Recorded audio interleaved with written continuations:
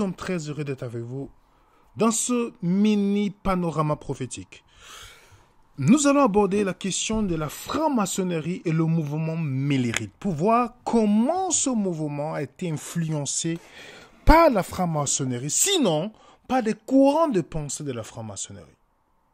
Ok? Suite à beaucoup de vos commentaires sur la vidéo que nous avons faite sur notre série sur les témoins Jéhovah, on a brièvement abordé le sujet de William Miller. Vous avez été nombreux, que ce soit par commentaire ou par message, de nous demander si on pouvait faire un éclaircissement sur cette question. Donc, je vais faire tout pour ne pas être long dans ce sujet, parce que ce n'est pas ça qui nous intéresse le plus. Nous sommes en train de faire notre série. Pourquoi je ne suis plus témoin Jéhovah, où nous allons aller dans les études profondes des témoins Jéhovah et comment les déconstruire avec leur Bible, pour ne pas dire avec la Bible. Ok? William Miller, né en 1782, le 15 février 1782, il est mort le 20 décembre 1849. C'est un prédicateur baptiste américain qui dirigeait un grand mouvement protestant, entre guillemets, interconfessionnel, parce que à cause de cette date, et comme des gens étaient dans la quête d'un renouveau spirituel, Miller leur a servi ça sur le grand plateau. Jésus revient, il a les dates. Ce qui fait que les dénominations ont mis les différences de côté. C'est-à-dire l'évangile de côté pour le retour du Christ, car on a une date du retour du Christ. Que vous soyez méthodiste, baptiste, presbytérien, tout, les gens se sont réunis parce qu'il y avait un seul homme, William Miller, qui avait la date du retour du Christ. Et ce mouvement était appelé, on disait, les milléristes ou l'adventisme, c'est-à-dire ceux qui attendent le retour du Christ, qui annonçaient le retour du Christ. Donc, quand vous voyez généralement, on dit William Miller, prédicateur américain, il y a un côté de William Miller que généralement, les gens n'aiment pas parler. Ok? Ceux qui parlent de Miller n'aiment pas évoquer ce côté. Bien qu'au cours de son parcours Miller, il avait des croyances et des philosophies qui sont imprégnées dans des dénominations milléristes, que peut-être vous n'allez pas vous rendre compte directement, sauf si vous êtes un étudiant. Celui qui aiguise son épée va remarquer les petites phrases. Je ne vais pas faire l'exposé là-dessus, parce que ce qui nous intéresse, c'est la franc-maçonnerie et le mouvement millérite. Ok?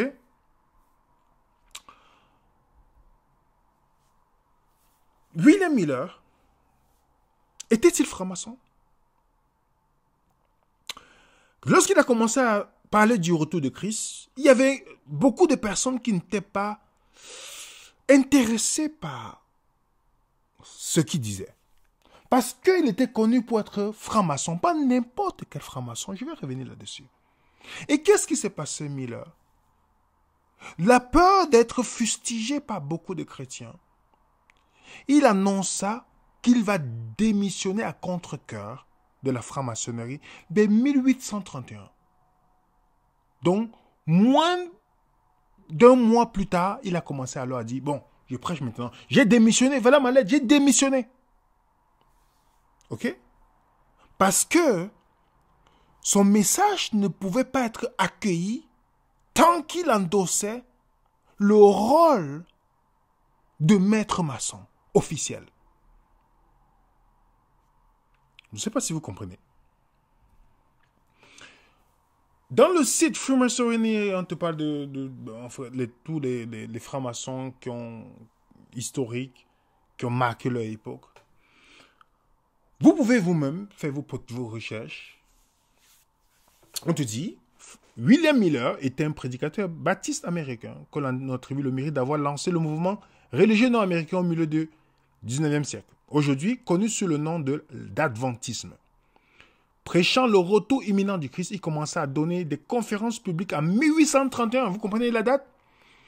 1831, dès qu'il a renoncé, ok, il a commencé à prêcher publiquement. Parce que ça dérangeait le costume de prédicateur en même temps franc-maçon. On continue dans notre lecture, on nous dit plusieurs confessions religieuses, dont les adventistes du 7e jour, les chrétiens adventistes, ont un lien direct avec ses disciples, les Millérites, et avec un événement qui fut appelé la grande déception du 22 octobre 1844, lorsque Christ n'apparut pas. Il est impossible de déterminer l'histoire maçonnique exacte de Miller à partir des documents disponibles. La loge Morning Star 27 est devenue inactive à la suite de l'incident de Morgan. Elle n'a rouvert ses portes qu'en 1856. Les premiers documents de la loge sont perdus. Donc, il était là, mais après, il y a eu un problème. Bon, on a pu retrouver le document à cause de l'incendie. Et on nous dit, il a rejoint la loge peu de temps après avoir déménagé à Poultney, dans le Vermont, en 1803. Les registres de la Grande Loge du Vermont montrent sa participation à leur communication annuelle.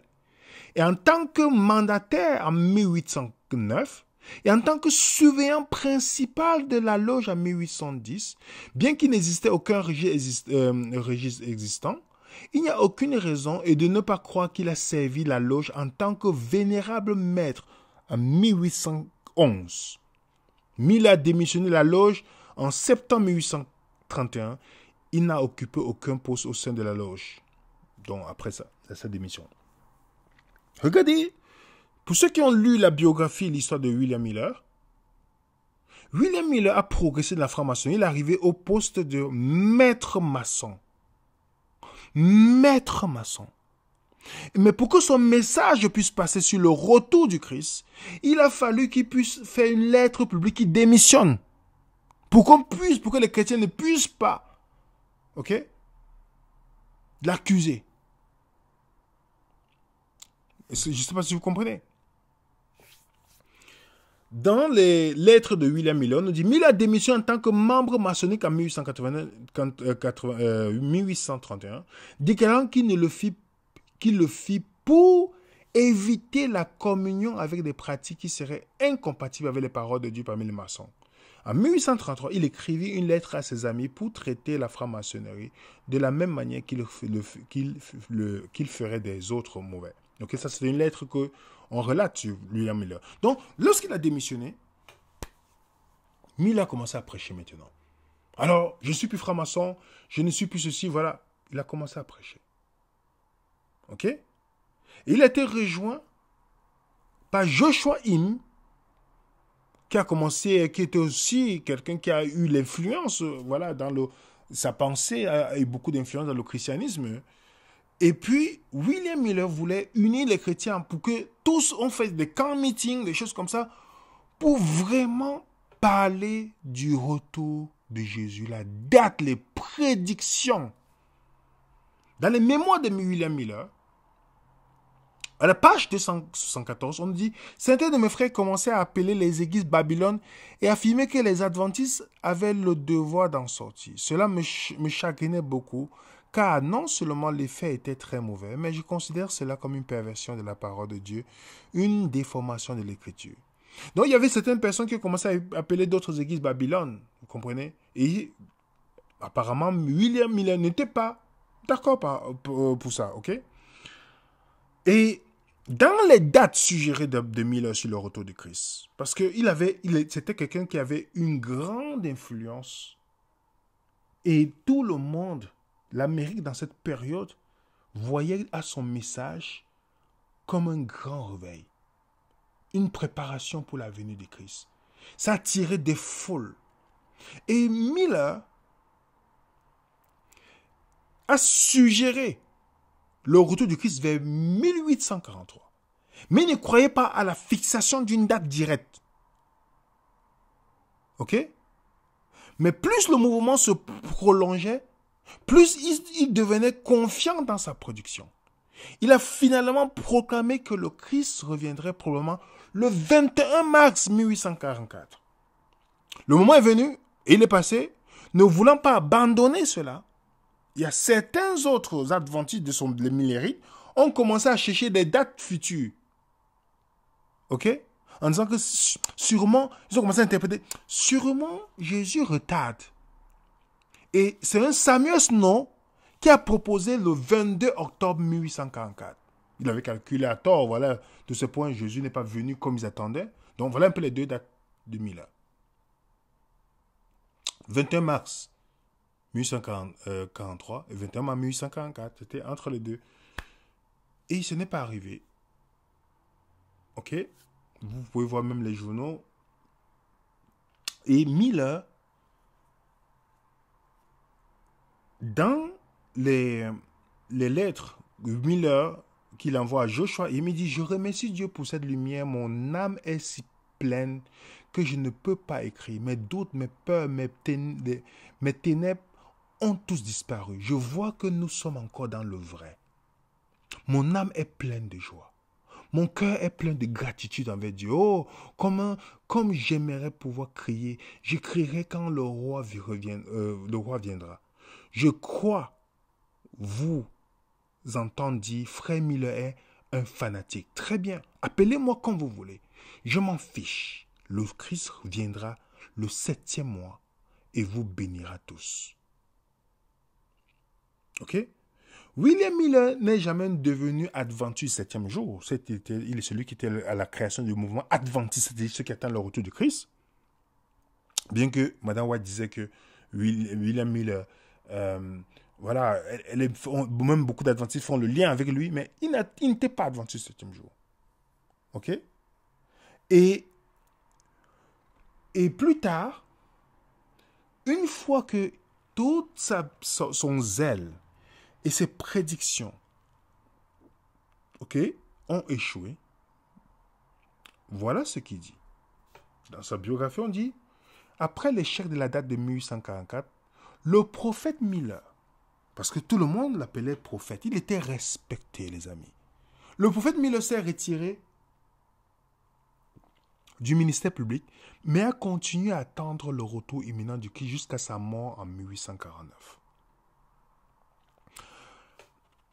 Beaucoup voient Miller comme un héros. Comme Ellen White dit que c'est un serviteur de Dieu, que Dieu a inspiré Miller. Mais Miller n'était pas inspiré par Dieu. Vous ne pouvez pas être cohérent bibliquement et dire que Miller est quelqu'un qui est inspiré par Dieu. Première chose que vous devez d'abord, ça doit attirer votre attention. La Bible est claire. Personne ne connaît la date ni l'heure. Personne ne connaît la date ni l'heure. Jésus a dit à ses disciples, ce n'est pas à eux de chercher la date ou l'heure. Alors si quelqu'un est disciple ou inspiré de Dieu, pensez-vous que cette personne ira jusqu'à calculer la date de la venue du Christ?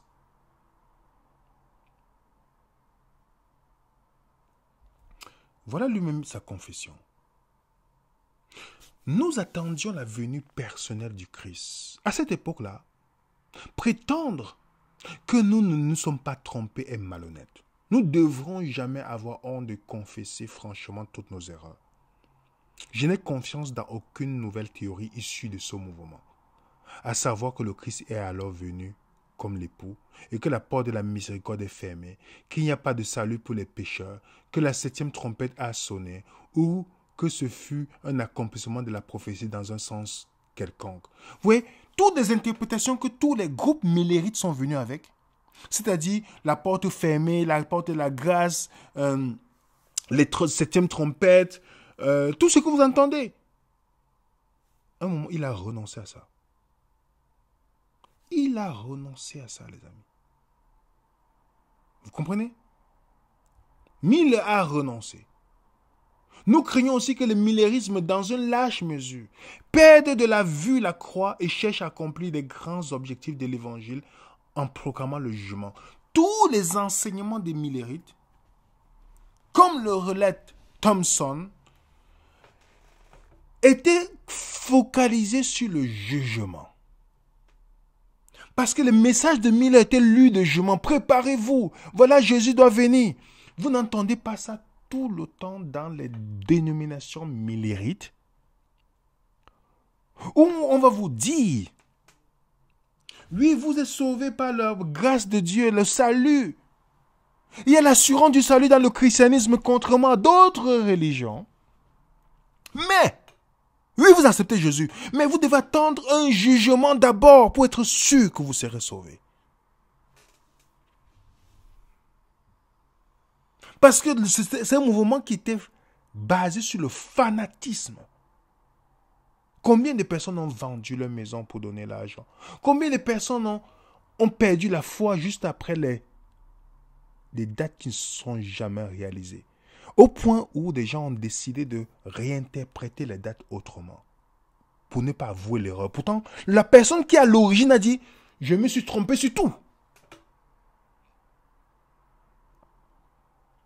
Dans un livre qui parle des enseignements millérites, il dit, ces visions imaginées des millérites, qui ont si souvent suscité des excitations de cette manière, qui aboutit au mystère de l'iniquité dans lequel Satan a impliqué beaucoup de gens. Beaucoup de gens à cause des enseignements de Miller. Des enseignements de Miller ont perdu la foi et d'autres sont tombés, ont créé d'autres groupes qui continuent jusqu'aujourd'hui à faire la promotion. Et je vous avais expliqué qu'à cause de ce groupe, il y a eu les adventus dimanche et les adventus du samedi. Et chacun prenait la Bible pour réinterpréter en disant, c'est de nous dont il est question. Vous partez chez les témoins Jéhovah, ils vont dire que le prophète des témoins Jéhovah, il est le prophète de Laodicée. Vous partez chez les adventistes, ils vont dire, non, c'est Madame White. Vous voyez, chaque personne prend la Bible et fait son interprétation avec. Tout ça à cause de cet homme. Et revenons pour conclure chez Miller. Je voudrais vous lire ceci. Mais il y a une partie qui est importante. C'est que la partie qui est juste en bas, qui nous rappelle que Miller était maître maçon. Vous savez c'est quoi maître maçon? À la fin du paragraphe, on dit qu'il était master maçon. Maître maçon, les amis.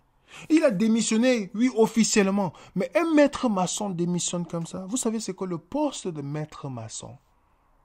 Est-ce que, voilà une question qu'on doit se poser, est-ce que Miller a juste fait cette démission juste pour que les chrétiens acceptent sa théorie des dates? C'est une question qu'on doit se poser. Parce que si vous partez dans la franc-maçonnerie, on vous explique c'est quoi un maître maçon.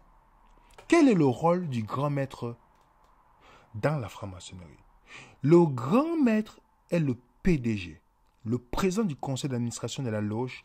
Il est le gardien du rituel et de la tradition maçonnique dans le lieu. Okay? L'interprète de la loi maçonnique, y compris les anciens devoirs et les repères non écrits de l'ordre. Le représentant de la franc-maçonnerie de l'OIE auprès du reste du monde. Il ne répond qu'à la loge lorsqu'elle est dans la session est en session lors de la communication annuelle ou a ses décisions et de ses actions examinées, approuvées par les membres. Il était un maître maçon. Si vous lisez très bien, il était maître maçon. Ok? Mais maintenant, nous ne connaissons pas la fin de sa vie s'il s'est confessé seul devant Dieu.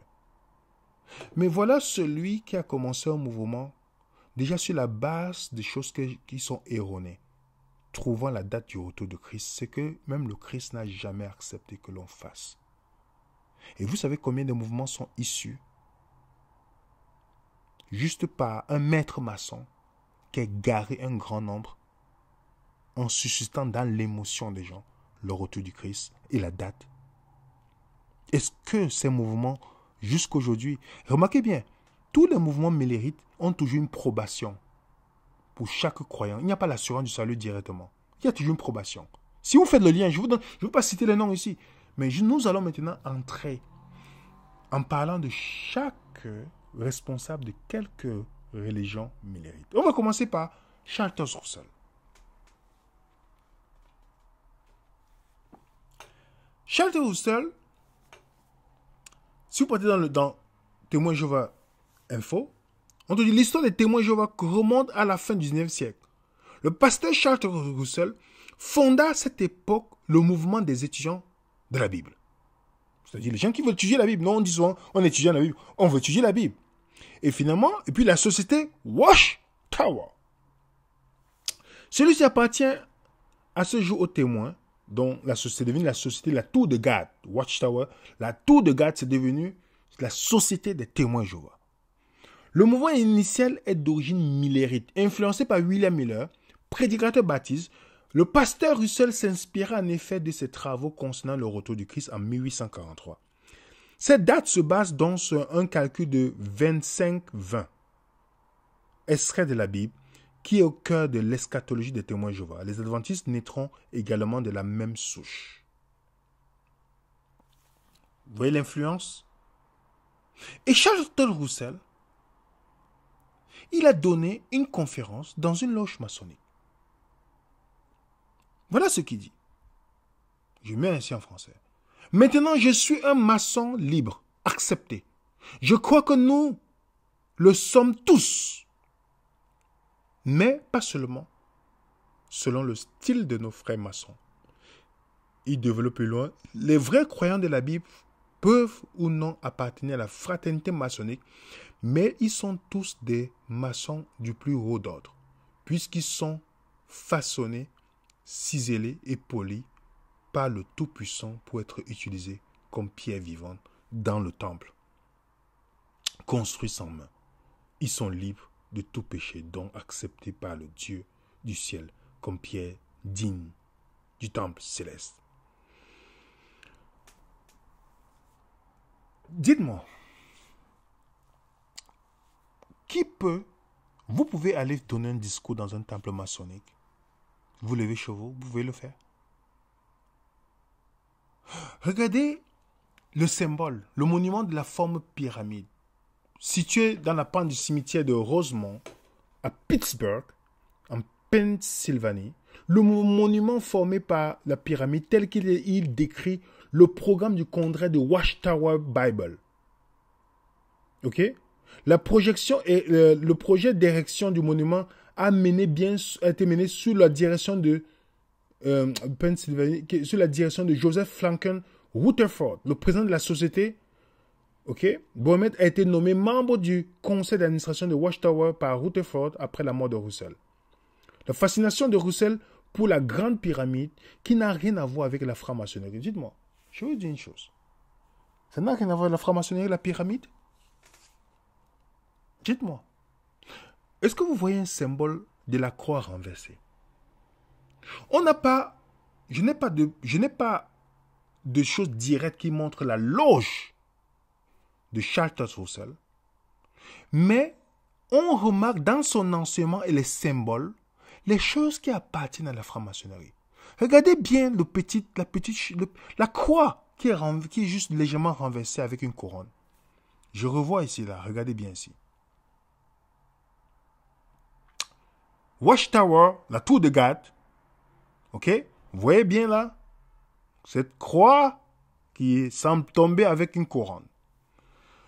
La pyramide que je vous ai montrée là, qui symbolise la tour de garde, tout ça qui était construite, juste pas loin d'un temple maçonnique, hein? Pas loin du temple maçonnique. Avec cela, le seul symbole là que vous voyez, posons-nous la question simple. Regardez le symbole. Maintenant, regardez le symbole de la... Regardez le symbole. Maintenant, regardez le symbole de la franc-maçonnerie, du rite de York. Parce qu'il y a deux rites. Le rite écossais, qui va à 33e, tout ça en montant. Le rite de York, 14. Et puis, il y a d'autres degrés sublimes. Regardez le rite de York avec la même croix renversée. Est-ce que vous comprenez que vous n'avez pas besoin de dire à quelqu'un qu'il est franc-maçon? Vous pouvez seulement voir les symbolismes, les symboles utilisés, empruntés. Regardez, la tour de garde, qui a les mêmes symboles. Et on sait très bien que ce fondateur est parti dans les réunions maçonniques. Alors les amis, à vous de tirer vos conclusions. Vous pouvez vérifier. Vous regardez de l'autre côté, symbole maçonnique, de l'autre côté, témoin Jéhovah. Ils prennent les symboles maçonniques. Vous voyez ça, les amis? Dans le livre The Divine Plan of Age, vous savez que les adventistes ont The Desire of Age. Les témoins Jéhovah ont Divine Plan of Age. Regardez le symbole qui a sur la flèche. C'est un symbole maçonnique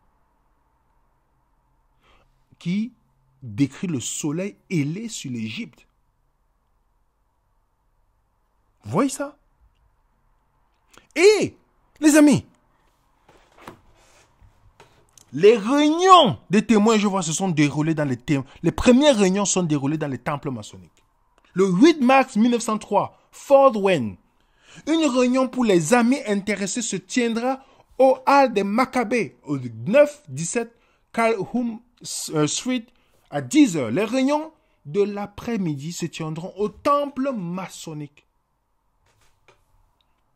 Convention générale à l'Atlanta, toutes les autres réunions se tiendront au Hall des Knights of Pythias, ok, le temple. Vous comprenez?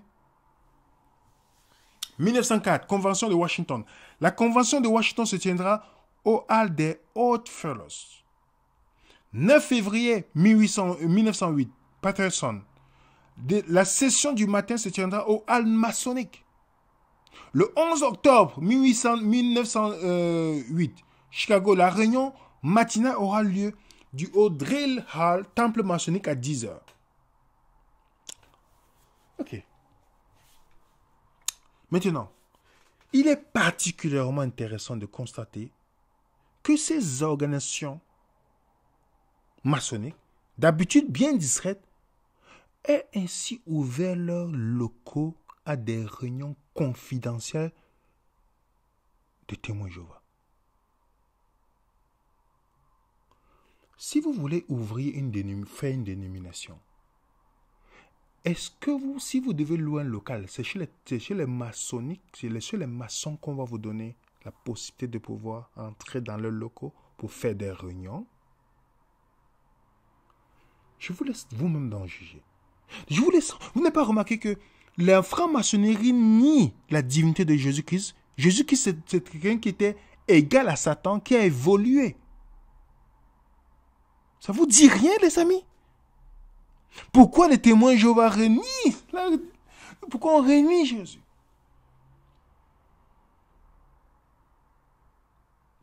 Et quand Charles Roussel est mort, on nous dit au pied du cercueil de Roussel fut placé un pilier brisé, tandis qu'à sa tête était une croix et une couronne.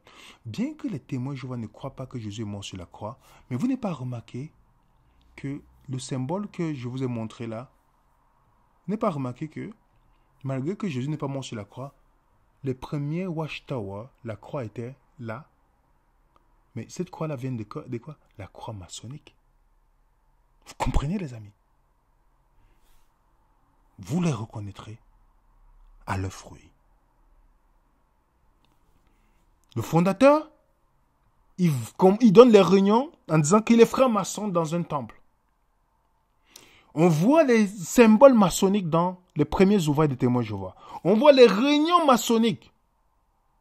Les réunions dans les temples maçonniques. Vous voulez ouvrir une dénomination ou ce que vous appelez l'église? Et c'est chez les témoins, chez les maçons que vous partez faire? Que chacun puisse en tirer conclusion. Revenons chez Joseph Smith, le fondateur des Mormons. Fondateur des Mormons. Ce qui est intéressant, Joseph Smith, il est mort en 1844. 27 juin 1844. Et quelques mois plus tard est né un autre ou une autre prophétesse, continuant ses œuvres. On va revenir là-dessus. Quand dit naître, ça veut dire que commencer à prêcher ou donner des visions. Joseph Smith était franc-maçon. Vous partez sur le site de l'église des Saints de Dernier, qui sont les Mormons. On te le dit. La franc-maçonnerie est une organisation fraternelle qui tire son origine des coopérations européennes des siècles passés. Les francs-maçons se réunissent dans les loges où ils reconstituent rituellement une histoire fondée sur le bref récit biblique d'un homme du nom d'Hiram, qu'on dit Hiram Abif pour ceux qui connaissent, que Salomon avait chargé de travailler dans la construction du temple de Jérusalem. Pendant la construction, les francs-maçons avancent par degrés. Et dans le même site, on te dit, Joseph Smith rejoignit la fraternité en 1842 à Novo, l'Illinois. Peu de temps après être devenu maçon, Joseph présenta la dotation du temple. Les cérémonies maçonniques, la dotation du temple présentait des similarités, mais également des différences marquées par leur contenu et leurs objectifs. Vous comprenez? En d'autres termes, les constructions des Mormons, il y avait des choses qui étaient similaires à la franc-maçonnerie. C'est ce que je vous ai dit tout à l'heure. On ne peut pas dire, on ne voit pas, comme c'est écrit, comme pour celui-ci littéralement, que Charles Roussel était franc-maçon, mais on voit les similitudes, les symboles qui nous montrent les réunions. Vous voyez? Joseph Smith et même Young, qui était un grand pionnier des Mormons, étaient des personnes qui appartenaient à la loge. Dans l'histoire de l'Église pour les Mormons, History of the Church, voilà ce que on recueille de Joseph Smith. Mardi le 15, j'ai officié en tant que grand aumônier durant l'installation de la loge Novo des francs-maçons dans la grotte près du temple. Le grand maître Jonas de Columbus était présent. Un grand nombre de personnes étaient présentes à l'occasion. Le jour était extrêmement bon. Toutes les choses ont été faites dans l'ordre. La satisfaction de tout était manifeste. Dans la soirée, j'ai reçu le premier degré de la franc-maçonnerie dans la loge Novo. On continue. Mercredi 16, j'étais avec la loge maçonnique et je me suis élevé au degré sublime. Vous savez c'est quoi le degré sublime? C'est les gens qui sont illuminés. En fait, ils n'ont plus besoin de dire qu'ils sont francs-maçons. Vous allez seulement reconnaître. Ils sont illuminés. Ils ont seulement les symboles. Ils communiquent par les symboles et les gestes. Le degré illuminé. J'ai tenté jusqu'ici de démontrer que l'influence maçonnique sur Joseph Smith dans l'histoire primitive de l'Église précédent dans son adhésion formelle à la franc-maçonnerie était significative. En effet, je crois qu'il y a peu de développement significatif dans l'Église survenu après le 15 mars 1842, qui n'ait pas eu une certaine interdépendance maçonnique. Vous comprenez? L'influence est claire. Vous passez par exemple dans le temple où il était Novo, l'Illinois. Regardez bien le temple. Comme je vous ai dit, il y a les symboles qu'on vous laisse. On vous parle à travers les symboles. Le maçon, il regarde les Mormons.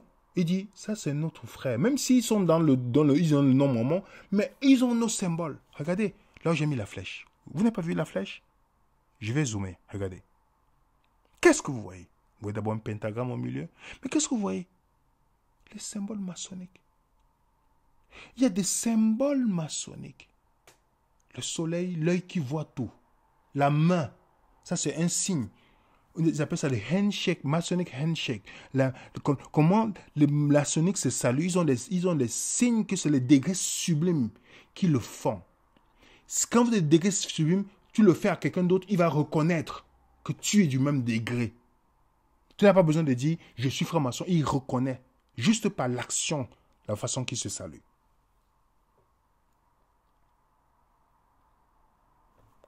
Miller et ses disciples. On retrouve dans l'enseignement des Mormons le rejet de la dignité de Jésus-Christ. Jésus-Christ a un père, une mère. Jésus-Christ n'est pas quelqu'un de central. Toi aussi, tu vas devenir Dieu. Si vous voyez l'enseignement vous lisez l'enseignement témoin Jéhovah, vous allez voir les similitudes avec la franc-maçonnerie. Ne vous trompez pas quand on christianise quelque chose, les amis. Ne tombons pas dans ce piège-là. Non, non, non, non. Ellen White. Est-ce que Madame White était franc-maçon? La question qu'on doit se poser. Il n'y a pas un endroit où on écrit noir sur blanc qu'elle était franc-maçon. Mais je ne vais pas dans le site parce que je parle avec les références adventistes, ce que je cite ici. Regardez le passage traduit en français. L'influence que vous avez acquise dans la profession médicale est vaste et large. À certains égards, elle a été conforme à ce que Dieu voulait. Vous avez fait briller la lumière que Dieu vous a donnée sur d'autres.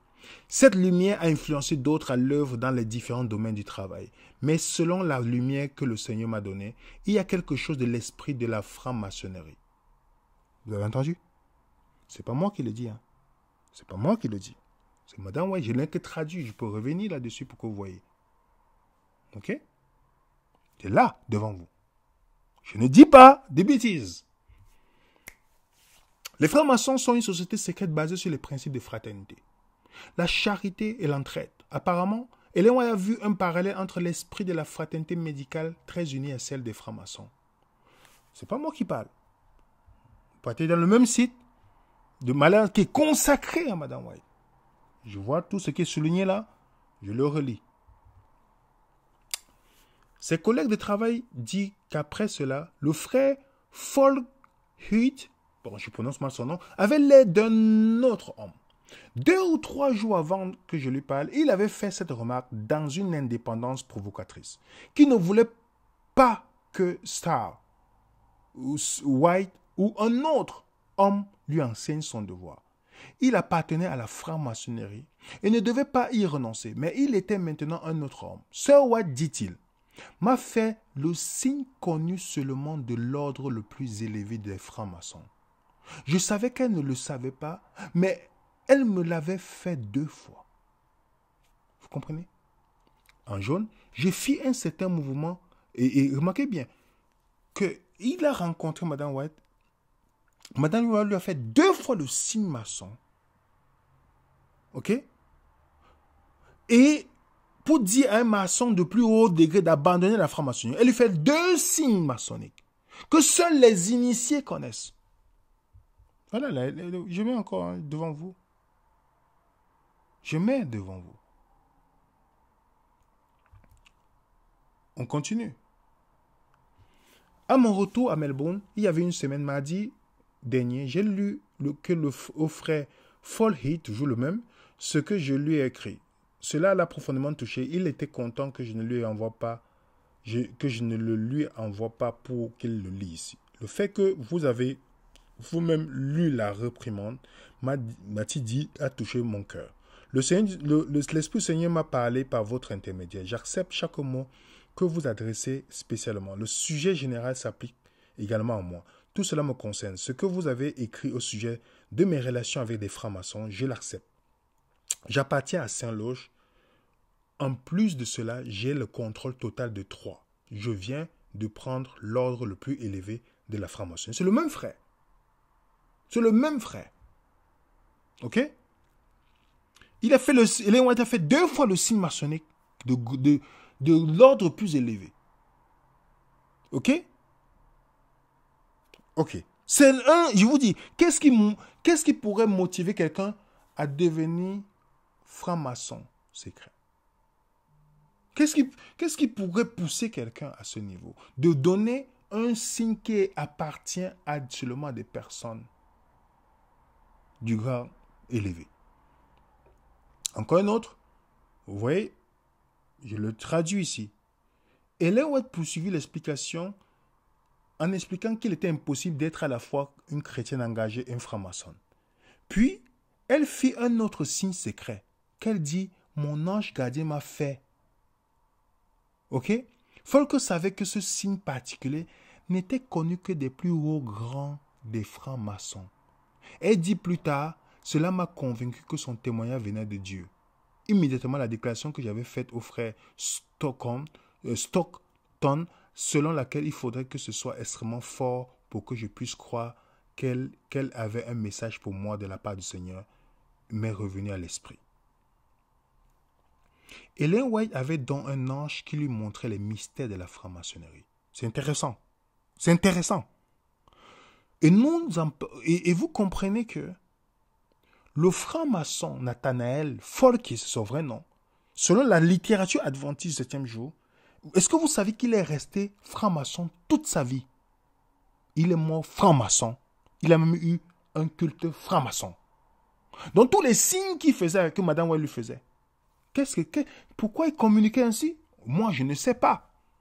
Vous pouvez lire le secret sign. Comment Madame White connaissait ce signe qui est seulement pour les degrés élevés et que lui-même, responsable de loge, reconnaissait. Et quel ange, montrez-moi, montrez-moi. Parce que Madame White dit que c'est son ange qui lui a montré ça. Elle avait un ange qui lui montrait ces choses-là. N'est-ce pas? Vous pouvez lire la documentation devant vous. Vous pouvez lire l'histoire de monsieur dans l'encyclopédie adventiste. Voilà ce qu'on peut lire. Bien que Folke ait passé de nombreuses années à parler contre la franc-maçonnerie, et remarquez bien, vous pouvez parler contre comme Miller, vous pouvez parler contre, ça ne veut pas dire que vous faites comme si vous êtes contre, mais vous êtes toujours dedans. Regardez ce qu'il dit. Contre la franc-maçonnerie et a été ancien dans l'église adventiste. Il était franc-maçon. Il était ancien dans l'église adventiste 7e jusqu'à sa mort, subite en 1923. Les archives maçonniques documentent une adhésion périodique à diverses loges pendant le reste de sa vie et qu'il en était membre du moment de sa mort le 23 mars 1923. Les francs-maçons ont organisé un service funèbre pour lui selon leur rite, après l'engagement confessionnel au cimetière. Donc, est-ce que vous comprenez que malgré qu'il critiquait ouvertement, comme Miller a critiqué, mais on savait qu'il était maître maçon, la même personne, malgré tous les signes qu'il faisait avec Madame White, il est resté, il était ancien, il était franc-maçon aussi. Et moi, je ne parle pas pour cracher sur quelqu'un, je respecte le choix, les gens sont libres, mais je connais beaucoup, il y a au moins 3 pasteurs adventistes que je connais que tout le monde sait qu'ils sont francs-maçons. Dis-toi, en France, aux Antilles, qu'on sait très bien, je parle des hauts responsables. C'est chacun qui fait son choix, je ne juge personne ici. Et voilà quelqu'un qui était ancien et qui collaborait avec Madame White. Et elle a fait le signe que seulement les gens initiés. Vous avez aussi Arthur Schwein. Lui aussi, vous lisez son histoire. C'est dans l'encyclopédie. C'est pourquoi vous allez voir que Ellen White était entouré de beaucoup de personnes maçonniques. Et regardez sur la photo, seulement ceux qui étaient connus comme maçons avaient ce signe. Faisaient ce signe sur la photo. Intéressant, n'est-ce pas? Intéressant. N'est-ce pas? Maintenant, sur le site Adventiste, vous voyez cette photo. Qu'est-ce que vous remarquez sur la photo? Les francs-maçons communiquent par le symbolisme. On a vu, n'est-ce pas? J'ai agrandi la photo devant vous. Que voyez-vous? C'est une photo adventiste qui était le schéma qui résumait un peu le message de l'adventisme. Mais sur la photo, on voit un œil qui voit tout. Vous voyez ça? L'œil qui voit tout. Est-ce que c'est un symbole maçonnique? Qu'est-ce que l'œil voit tout? Qu'est-ce que cet œil fait là, sur cette photo? Dans la doctrine, une photo qui résume la doctrine. L'homme, comment on a chassé Adam et Ève du désert, la loi de Dieu. Ils disent que les 10 commandements, les 4 c'est pour les hommes, 6 pour les hommes. Tout, ça résume la doctrine adventiste, mais on voit l'œil qui voit tout. Le symbole est simple. L'œil qui voit tout. Vous tapez sur Google, ça vous envoie ça.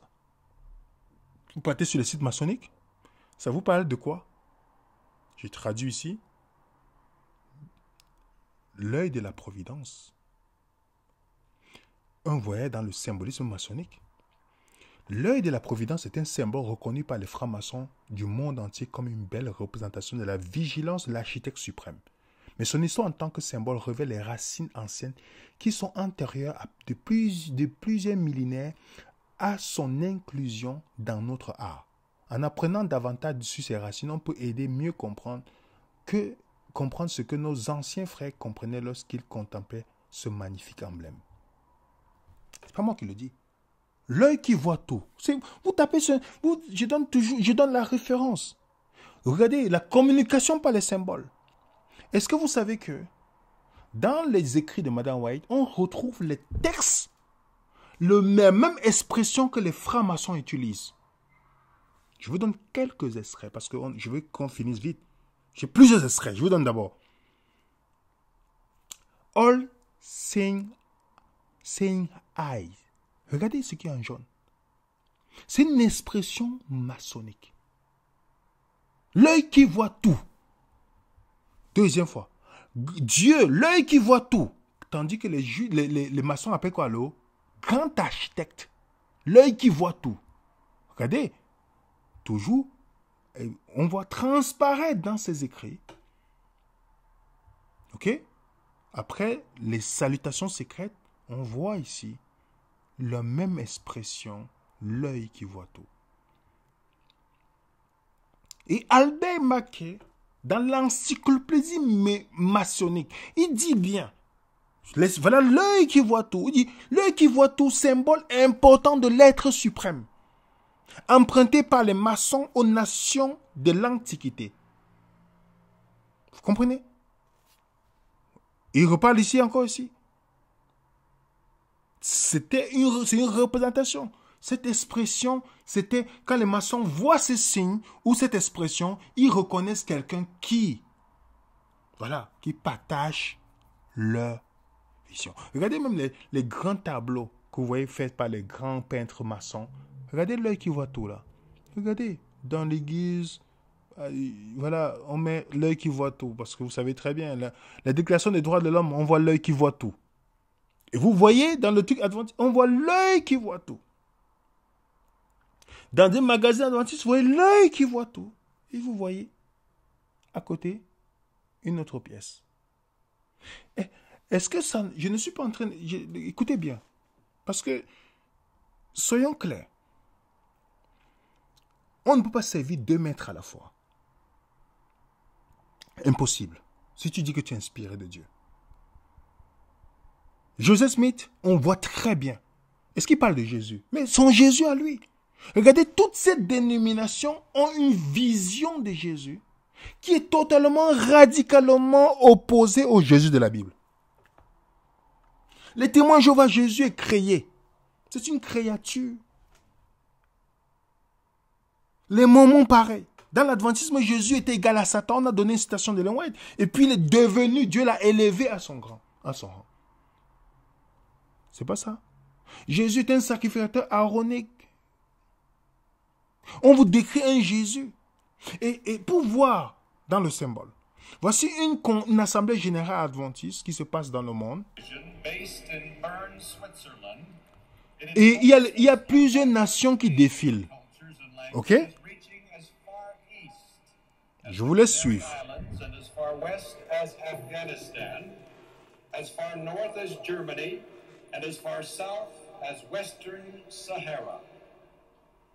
The flag bearers of the Euro-Africa division led by Austria.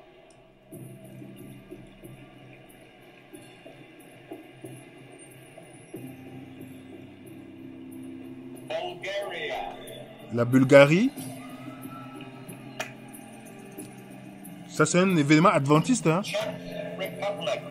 La République tchèque va défiler.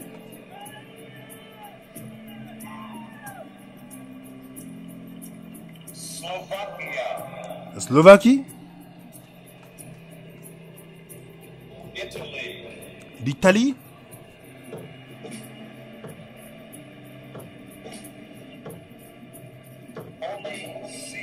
Le Vatican qu'on appelle, ils appellent Holy City. Voilà, le Vatican qui défile.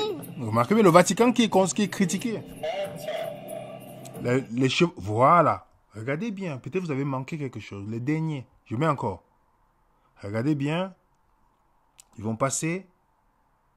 Ça, c'est l'Assemblée. Hein. Il y a plusieurs. Le Vatican. Regardez maintenant. Après le Vatican, voici le Vatican qui défile. Ils viennent. Et puis, qu'est-ce qu'on voit? Les chevaliers de Malte. Les chevaliers de Malte, les amis. Les chevaliers de Malte, c'est une branche maçonnique. Les chevaliers de Malte. Quel est l'objectif que ces templiers, cette secte, cet ordre, puissent venir défiler dans un endroit comme ça? Quel est le point? Vous voyez, je ne suis pas en train d'accuser quiconque ici. Mais il y a suffisamment d'éléments qu'on puisse se poser la question, pourquoi? Pourquoi ces choses-là? Est-ce que Miller, en se levant, a été inspiré par le Seigneur? Non. Et si on n'est pas inspiré par le Seigneur, on est inspiré par son ennemi. Et le fruit du message nous en dit long. Et toutes les branches qui viennent de là. Est-ce qu'il y a les bonnes personnes dans toutes ces dénominations? Je suis totalement convaincu. Est-ce qu'il y a des gens sincères? Totalement convaincu. Est-ce qu'il y a des gens qui aiment le Seigneur? Totalement convaincu. Mais sauf que, ils reçoivent quel enseignement? De Charles Russell. Combien de millions de personnes sont égarées dans le monde aujourd'hui? Joseph Smith. Madame White. Je parle d'une manière factuelle, que ces enseignements t'éloignent plus de la Bible que te rapprochent. Vous comprenez? On fait semblant d'étudier la Bible, mais ce n'est que ces enseignements sur Jésus, sur Dieu le Père, sur l'évangile, sur le salut, t'éloignent de la réalité, les amis. T'éloignent de la vérité, l'évangile. Jésus a dit d'aller prêcher l'évangile, pas le message des 3 anges. Madame Ouad dit, non, ce message des 3 anges. Jésus dit, prêchez l'évangile. Allez. C'est chacun qui doit choisir. Et pour ceux qui ont eu un jour la possibilité de lire ce document, de ce chercheur en sciences humaines, qui a étudié l'histoire aux États-Unis, ce qu'on appelle prophétesse inspiratrice, rôle de image des femmes dans les religions minoritaires. C'est très intéressant, je vous en supplie, regardez ce document, même par curiosité. Il énumère toutes les femmes qui ont les mêmes similitudes. La prophétesse des Quakers. Anne Lee. Si vous lisez l'histoire de Anne Lee, vous aurez l'impression que c'est l'histoire de Madame White. Les mêmes circonstances. Mary Baker, Ellen G. White, il énumère les femmes qui ont créé des religions, mais qui avaient les mêmes similitudes au niveau de leur histoire. The Darker Room de Alex Owen, il dit les femmes médiums, en insistant sur le rôle de la maladie au début de leur vie. Vous n'avez pas remarqué, toutes ces femmes disent toujours, elles étaient malades, elles devaient mourir, toutes ces choses, Dieu les a parlé, Dieu a apparu, les a appelées, ils avaient une mission spéciale. Il dit, c'est la même chose qui se passe. Il dit, le début de leur vie, et ont immédiatement fait appel à la définition de la femme comme invalide, ont jeté les bases d'un solide pédigré spirituel. Le motif de la maladie juvénile était tissé dans un scénario d'enfance solitaire, malheureuse ou difficile. Un thème assez courant dans les écrits autobiographiques victoriens. Un sentiment de privation précoce était accompagné d'un ethos de sensibilité morbide et d'indication d'une vocation spirituelle. Vous avez l'exemple de Madame White qui dit « Les yeux aimants de Jésus étaient toujours fixés sur moi. Il me souriait. Dans les 3000 visions, 2000 officielles et 3000 avec les autres, qu'on n'a pas compté, comment Madame White, elle a eu la vision, n'est jamais tombée. Hein? Vous n'avez pas remarqué? Montrez-moi quelqu'un qui a eu la vision de Jésus et est resté, sans toutefois être ébloui ou quoi que ce soit. Elle dit, les yeux de Jésus étaient fixés, il me souriait. Sa présence m'a rempli d'une telle strength sainte que je ne pouvais pas le supporter. Mon guide a ouvert la porte et je me suis évanoui. Remarquez bien, elle s'est évanouie, ok? Puis, il me rendit à nouveau tout ce que j'avais laissé à la porte. Il m'a aussi remis une corde verte enroulée. Il m'a dit de la porter près de mon cœur. Quand je voulais voir Jésus, de tendre cette corde, Et je ne dois pas le laisser reposer longtemps, car si je le faisais, il deviendrait noué et difficile à redresser. J'ai placé la corde près de mon cœur. J'ai descendu avec joie l'escalier étroit, louant le Seigneur tout en marchant, disant à tous ceux que je rencontrais où ils pouvaient trouver Jésus. Je me suis alors réveillé. Les amis, vous savez c'est quoi le cordon bleu, le cordon dont elle parle? Pour celui qui ne connaît pas le langage de ce cordon, on va dire, bon, peut-être c'est juste une simple vision, toutes ces choses. Le cordon dont elle parle, c'est le spiritisme. Seulement ceux qui connaissent. Seulement ceux qui connaissent vont vous dire, ça c'est le spiritisme. Dites-moi, si Jésus vous voit, il vous donne une corde, je veux vous lire The Cord Magic. Qu'est-ce qui rend le cordon lui-même magique? C'est en partie matériel. Le lin constitue un cordon confortable et un tissu léger, ce qui serait particulièrement bienvenu si vos seules alternatives sont le cuir et la fourrure. C'est aussi la partie de la couleur. Teindre un cordon améliore sa puissance. Kassab et ses amis portaient leurs pierres magiques en les enfilant sur du rouge, du noir ou du blanc. Donc si quelqu'un vous demande pourquoi, dites-lui que l'idée est au moins aussi vieille que les Babyloniens. Brandy Williams, c'est une prêtresse de Wickham. Je ne sais pas si vous connaissez. C'est une prêtresse de ça. Elle t'explique des différentes choses. Elle dit, nous pouvons faire un nœud pour que quelque chose se produise. Nous pouvons également faire un nœud pour éviter que quelque chose n'arrive. Le nœud met l'énergie dans une emprise magique, gardant l'énergie elle-même enfermée dans le nœud. Si vous lisez le livre, vous pouvez trouver ça sur Internet, ça t'explique justement. Donc, quelqu'un qui connaît le Wiccan, lorsqu'il vous lit ce que Madame White dit, la première réaction, on va dire, mais cette femme-ci, elle faisait des choses qui étaient dignes de l'ésotérisme. L'ange qui lui montre les signes secrets des francs-maçons. Comment c'est possible? Pour quel but? Est-ce que le monsieur s'est converti? Il est mort maçon. Donc, l'objectif, c'est seulement d'attirer l'attention pour chacun d'entre nous aussi. Nous devons savoir que William Miller, son influence était pour détourner les gens de Jésus, du vrai message. Et les gens ont cru en lui. Mais lui-même, à la fin, il a changé. Je ne sais pas s'il a donné sa vie, je ne sais pas, ce n'est pas moi d'en juger. Ou toutes les autres personnes dont j'ai mentionné. Mais, regardez l'impact dans le monde aujourd'hui. Toutes les religions millérites ont l'apparence chrétienne. Mais dans la racine, ce n'est pas Jésus qui est le centre. Quand vous voyez de loin, vous pensez qu'elle est chrétienne. Ils ont beaucoup de points en commun. Pour ceux qui ont déjà étudié toutes les religions millérites, vous avez toujours une probation. Vous partez chez les Mormons, vous avez une probation. Vous n'êtes pas sûr de votre salut.